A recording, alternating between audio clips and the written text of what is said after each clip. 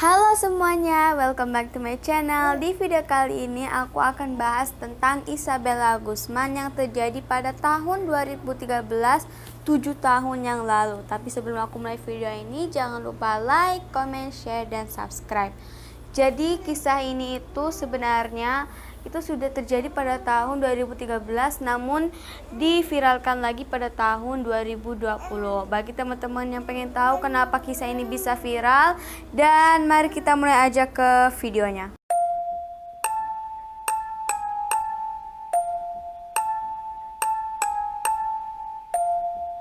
Oke, kenapa pada tahun ini bisa viral lagi? Sebenarnya apa yang dilakukan oleh Isabella Guzman? Jadi, ternyata dia bunuh ibu kandungnya sendiri dengan 151 tusukan di wajah dan di lehernya ibunya. Sementara itu, setelah ibunya sudah meninggal, dia masih memukul ibunya dengan tongkat baseball. Dan dia melakukan itu di rumahnya, tepatnya di kamar mandi di lantai 2 rumahnya sendiri. Sebelum kita masuk ke kasus yang lebih lanjut, aku mau kasih tahu kenapa latar belakang Isabella Guzman melakukan itu kepada ibunya sendiri. Jadi, ibu dari Isabella Guzman ini bernama Yoon Mi Hoy, yang waktu itu berumur 47 tahun saat dibunuh oleh Isabella Guzman. Kenapa Isabella bisa membunuh Yoon Mi Hoy ini? Ternyata sebenarnya dia ini mengalami konflik, sering banget berantem dengan ibunya. Karena semenjak ibunya berpisah dengan ayah kandungnya dan ibunya menikah dengan ayah tirinya. Nah, ayah tirinya ini bernama Rain Hoy, diduga ini yang membuat Isabella marah dengan ibunya. Isabella merasa kenapa ibunya punya suami baru? Kok ibunya gini sih? Makanya dia tuh benci banget saat itu. Nah, ternyata sehari sebelum kejadian ini, Isabella Guzman ini bertengkar hebat dengan ibunya. Bahkan ia meludahi ibunya dan mengirimkan email yang serem banget, kayak kamu akan menebusnya. Seolah-olah si Isabella ingin balas dendam dia ke ibunya. Yang paling parah adalah ia meludahi ibunya, sedangkan ibunya itu sudah mulai kayak gak aman sama dia, mulai takut dengan anaknya sendiri. Apalagi dia itu mengetahui bahwa anaknya itu ngidap gangguan mental dan anaknya itu gampang stres, terus lebih suka berpikir berlebihan. Jadi setelah mendapat email, ibunya itu benar-benar ketakutan. Akhirnya ibunya sempat nelpon kepolisian Aurora untuk mengecek apa yang terjadi. Untuk melindungi dia, karena dia berasa juga udah terancam banget sama anaknya. Dia udah feeling kalau anaknya akan menyakiti dia, karena anaknya itu kayak bukan anak normal sewajarnya. Anaknya juga memiliki penyakit skizofrenia yang sulit banget untuk disembuhkan. Nah, terus ketika polisi Aurora itu datang ke rumahnya, itu kayak gak jadi apa-apa, kayak semuanya baik-baik aja, gak merasakan ada sesuatu yang intens atau pertengkaran antara Isabella dan ibunya. Ya udah, polisi pulang aja, merasa itu tidak terjadi apa-apa, semuanya baik-baik aja, udah seperti itu. Tapi di sini polisi juga memperingatkan Isabella yang masih berumur 18 tahun. Dia bilang kalau misalkan kamu berperilaku buruk kepada ibu kamu bisa diusir dari rumah ini. Nah, saat itu Isabella kayak iya aja, dan waktu itu Isabella terlihat tenang-tenang aja. Terus abis dari polisi datang itu, dia cuman mengurung diri di kamar. Jadi seperti tidak ada tanda-tanda atau bukti-bukti dia melakukan sesuatu yang bahaya. Dan tapi ibunya Isabella ini, dia itu masih gak tenang.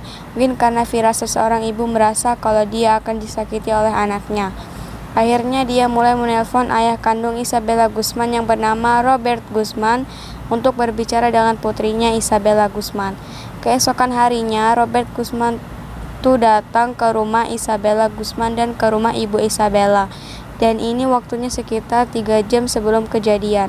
Akhirnya Robert Guzman cuman ngomong ke Isabella, kamu tuh harus hormat sama ibu kamu.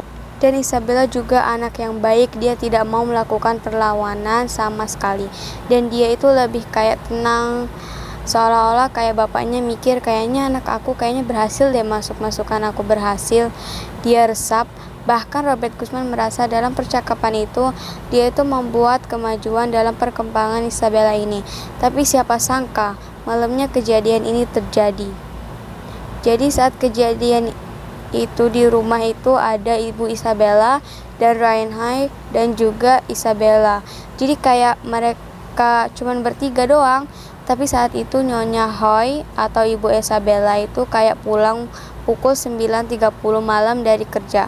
Terus dia langsung naik ke atas ke lantai 2 untuk mandi karena kan habis kerja dia berasa panas, penat. Terus ayah tiri Isabella itu ada di ruang makan di lantai 1.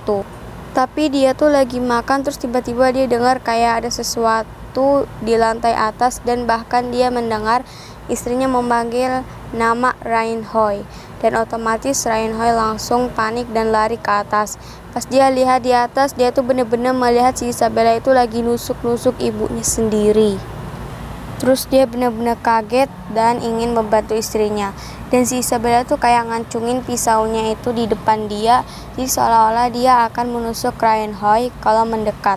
Jadi Reinhard gak berani dong. Dan dia mulai turun tangga gitu. Tiba-tiba si Isabella nutup pintu kamar mandi. Dan si Reinhard melihat darah bercucuran dari pintu kamar mandi.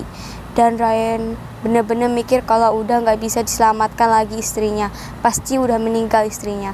Bahkan setelah membunuh ibunya, Isabella mencuci rambutnya dan ganti baju di kamar mandi wanita di sebuah minimarket di dekat rumahnya bernama H Mart.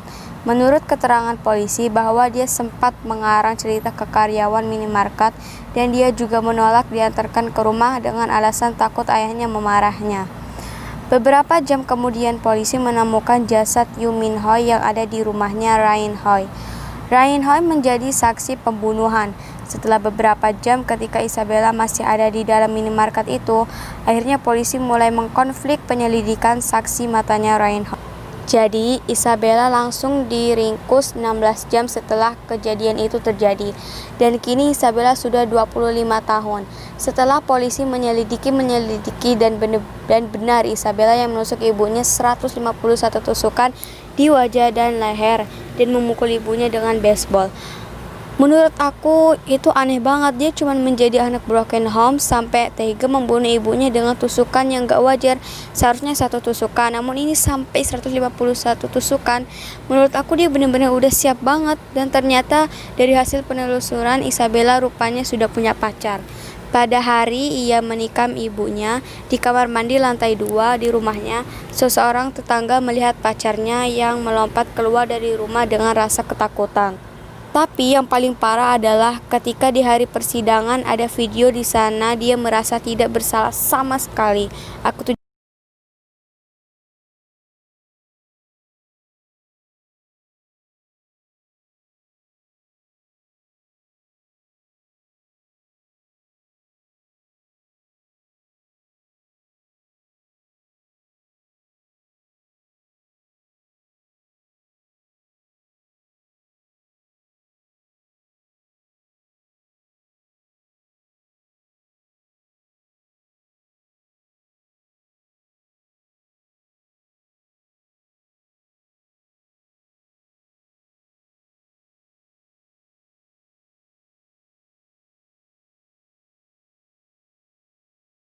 tunjukkan videonya.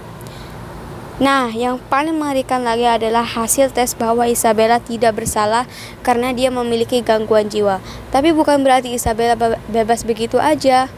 Nah, tapi Isabella dikirim ke rumah sakit jiwa di Colorado dan pihak hukum di sana juga menyatakan bahwa sistem yang tidak hanya syarat dengan hukuman atau penjara, tetapi yang terikat pada keadilan dan Anda harus melihat komponen ini, yaitu kesehatan mental. Jadi di sana benar-benar kesehatan mental itu dipedulikan banget. Kayak orang kesehatan mental harusnya memang tidak dipenjara. Kalau menurut dia harusnya emang langsung dibawa ke rumah sakit jiwa untuk ditangani karena dianggap sakit. Bahkan sampai sekarang Isabella Guzman itu dirawat oleh Dr. Richard. Bahkan Dr. Richard itu bilang bahwa Isabella itu sampai sekarang sering menatap dinding kosong terus kayak tatapannya hampa gitu, dan bahkan dia juga ngomong sendiri sama seseorang, bahkan dia menangis tertawa sendiri. Jadi gangguan mentalnya makin parah setelah dia membunuh ibunya. So, itu dia mengenai kisah Isabella Guzman yang terjadi pada tahun 2013 Agustus. Semoga kasus ini tidak terjadi lagi ya. Terima kasih sudah menonton atau mendengar cerita ini. Jangan lupa like, comment, share, dan subscribe. Bye-bye.